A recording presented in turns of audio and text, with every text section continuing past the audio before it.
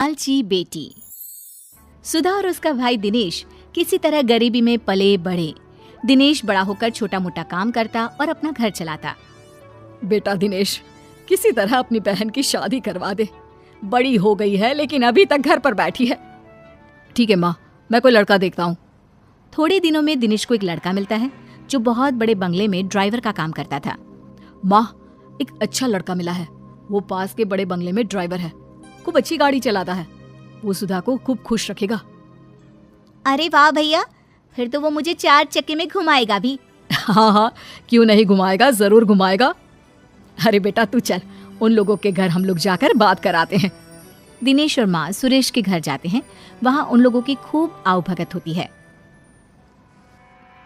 हम लोगों ने तो दिनेश को देखकर ही सोच लिया था, जिसका भाई इतना संस्कारी और सभ्य है तो बहन कैसी होगी। लेकिन फिर भी एक बार सुधा से मिल लेते हैं। हाँ, अब तो बस शादी के बाद यही मिलना होगा, है ना? आप लोगों की कोई मांग हो दहेज के लिए तो? अरे नहीं दिनेश जी, मैं तो खुद मेहनत करके एक एक चीज घर की बना रहा हूँ। बस घर में शांति रहे, यही मैं चाहता हूँ। दिनेश और माँ बहुत खुश होकर घर आ जाते हैं। अरे सुधा, तेरी तो किस्मत ही खुल गई है। क्या लड़का है। माँ भी उसकी बहुत अच्छी है। कितने सीधे लोग हैं। माँ, घर में क्या क्या था? कितना बड़ा घर था? रंगीन टीवी थी ना? और लड़की की माँ ज्यादा चपर चपर तो नहीं कर रही थी ना? नहीं सुधा, ये सब तो नहीं था, लेकिन लड़के ने वादा किया था कि वो मेहनत करके सब कुछ घर में ले लेगा। बस उसे एक अच्छी लड़की चाहिए जो घर में शांति रखे। क्या? कुछ भी नहीं था? नहीं नहीं, मैं ऐसे घर में नहीं करूंगी शादी। यहाँ भी परेशानी, ससुराल जाओ तो वहाँ भी परेशानी। अरे परेशानी रहना है तो मैं अपने घर में क्यों ना रानी बनकर रहूं?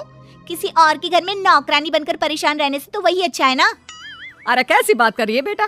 कल को दिनेश की भी शादी होगी, भाभी आएगी, तो क्या तुम सर पर बैठी रहोगी? तो क्या ये घर मेरा नहीं है माँ? और कल को किसी और को आना है तो इस चक्कर में मैं कहीं भी चली जाऊं? वो कहीं भी नहीं, ससुराल होने वाला है तेरा सुधा। लेकिन सुधा नहीं मानती। पर माँ क्या करती, बेटी को घर पर तो नहीं बिठा सकती थी। दिनेश, पूछ अपनी बहन से क्या करे कि वो शादी कर ले। दिनेश बहन से पूछता है कि वो शादी के लिए क्या चाहती है। मुझे महंगा रंगीन टीवी, फ्रिज और एसी लेकर दोगे तो मैं करूंगी शादी। दिनेश क्या करता, इतना पैसा कहाँ से लाता? वो शांत होकर बाहर चला जाता है। वो रास्ते में जा रहा होता है कि उसे एक लड़की मिलती है जो सड़क के बीच में खड़ी होती है। अरे ये लड़की ऐसे क्यों खड़ी है? सामने से बस आ रही है, कहीं उसे कुचल देगी। ए लड़की, हटो वहां से। ए लड़की। दिनेश लड़की का हाथ पकड़कर उसे बस के सामने से हटा देता है। क्या हो गया? तुम आत्महत्या क्यों कर रही थी? क्यों बचाया आपने मुझे मर जाने देते? वैसे भी आज नहीं तो कल मरना ही तो है मुझे। अरे ऐसी बात क्यों कर रही हो? बताओ मुझे, क्या कर सकता हूँ तुम्हारे लिए? नहीं, मेरे लिए कोई कुछ नहीं कर सकता। मेरे माता पिता मेरी शादी एक बड़ी उम्र के आदमी से करवा रहे हैं। क्यों? क्या वो गरीब है? नहीं, उन लोगों के पास काफी पैसा है, लेकिन मैं काली हूं ना, इसलिए कोई मुझसे शादी करने को तैयार नहीं है। पर मैं एक बड़ी उम्र के आदमी के साथ शादी नहीं कर सकती। तभी वहाँ उस लड़की का भाई और पापा आ जाते हैं। चलो मेधा, वहाँ तुम्हारा दूल्हा बारात लेकर खड़ा है और तुम? नहीं, मैं उससे शादी नहीं करूंगी। वो बहुत बड़े हैं। वैसे भी मैं इनसे प्यार करती हूँ। दिनेश हैरान रह जाता है। तो ये तुमसे शादी करने को तैयार है? दिनेश लड़की को मजबूर देखकर हाँ कर देता है। अब क्या, पूरे धूमधाम से दिनेश की शादी मेधा से हो जाती है। शादी के बाद, देखो, मैंने सोचा नहीं था कि ऐसे मेरी शादी हो जाएगी।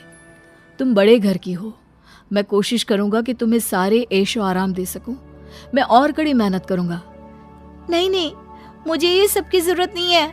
मैं तो तुम्हें थैंक्स कहना चाहती हूँ कि तुमने मेरा जीवन खराब होने से बचा लिया। दिनेश और मेधा बात कर ही रहे थे कि बाहर सुधा की आवाज आती है। भैया जल्दी बाहर आओ, देखो माँ को क्या हो गया।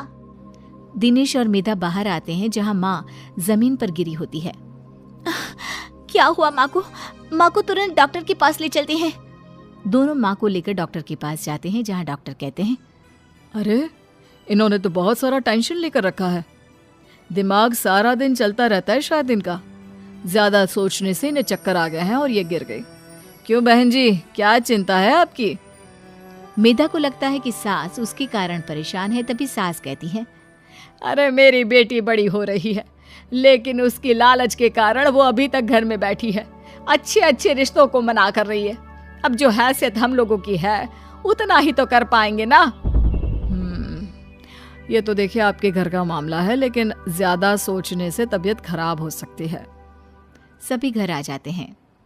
दिनेश, क्या बात है, तुम्हारी बहन शादी क्यों नहीं कर रही? तुम तो जानती हो मेधा, मैं एक छोटी सी नौकरी करने वाला इंसान हूँ। थोड़ा बहुत जो मिलता है उससे घर खर्चा चलता है। थोड़े मेहमानों को बुलाकर खाना खिलाकर बहन को विदा कर दूं, यही बहुत है। लेकिन उसकी इच्छाएं और ख्वाहिशें बहुत हैं, इसलिए मैं उसकी शादी नहीं करवा पा रहा हूँ। सुधा को तो मेहनती और काम करने वाले लड़के मिल रहे हैं, वो तो मेहनत से बड़ी चीज़ खड़ी कर सकते हैं, फिर क्यों मना करना? मैं बात करती हूँ। क्या बात है सुधा, क्यों शादी नहीं करना चाहती हो? आप भी तो शादी नहीं कर रही थी ना, फिर क्यों की? अरे वो शादी नहीं थी, दबाव था अपने से बड़े आदमी से शादी करने का। तो भाभी, इस घर में आपके पिता ने आपको सारी सुख सुविधा की चीजें दी है ना, बड़ा टीवी, ठंडा पानी, सब कुछ मिल रहा है ना यहाँ पर, तो फिर मैं गरीबों वाली जिंदगी क्यों जीऊं? अरे कहाँ से लाएगा तेरा भाई ये सारी चीजें जिसे देखकर मैं तेरी शादी कर दूं? लड़के खड़े हैं बिना दहेज की शादी के लिए, लेकिन ये लड़की अरे इतनी लालची है कि भाई का सोच भी नहीं रही है। कोई बात नहीं माँ जी, आप गुस्सा ना करें, ये सारा सामान नया ही है सुधा, मैं कल ही किसी को बुलाकर पैक करवा देती हूँ, ये तुम अपने साथ ले जाना, मैं और दिनेश फिर खरीद लेंगे। अरे नहीं नहीं बहू, ये तेरे पिता ने तेरे लिए दिया है, तू कैसे रहेगी इन सब के बिना? माँ, मेरे लिए दिनेश सबसे ज्यादा मायने रखते हैं, वो ठीक रहे तो ये सब तो हम फिर कभी भी ले सकते हैं। अरे जीती रह बहू, तूने तो मेरी बड़ी समस्या का समाधान कर दिया। फिर क्या, मेधा का सारा सामान सुधा की शादी में चला जाता है, उसकी शादी हो जाती है और सास चैन की सांस लेती है।